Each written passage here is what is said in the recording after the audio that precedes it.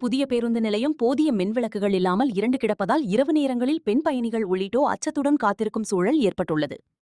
சீர்காழியில் புதிய பேருந்து நிலையத்திலிருந்து மயிலாடுதுறை, கும்பகோணம், திருச்சி, மதுரை, பழனி, காரைக்கால், நாகப்பட்டினம், வேளாங்கண்ணி, சிதம்பரம், கடலூர், புதுச்சேரி, சென்னை உள்ளிட்ட பல்வேறு பகுதிகளுக்கு தொலைதூர அரசு மற்றும் தனியார் பேருந்துகள், சீர்காழியைச் சுற்றியுள்ள பல்வேறு கிராமங்களுக்கு நகர பேருந்துகள் இயக்கப்பட்டு வருகிறது.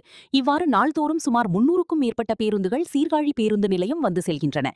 இதன் மூலம் சீர்காழி பேருந்து நிலையத்திற்கு 2000த்திற்கும் மேற்பட்ட பேருந்து பயணிகள், பள்ளி கல்லூரி நேரங்களில் 3000த்திற்கும் மேற்பட்ட மாணவ மாணவிகள் வந்து செல்கின்றனர். இதனிடையே சீர்காழி பேருந்து நிலையம் கடந்த சில மாதங்களுக்கு முன்பு கலைஞர் நகர்ப்புற மேம்பாட்டு திட்டத்தின் கீழ் ரூ. 8,43,00,000 செலவில் மேம்படுத்தும் பணி நடைபெற்று முடிந்தது.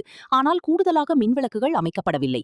இதனால் பேருந்து நிலையத்தில் போதிய மின்விளக்குகள் இல்லாமல் நுழைவு பகுதி மற்றும் பேருந்து நிலையத்தின் உட்புற பகுதிகளில் இருண்டு கிடக்கிறது.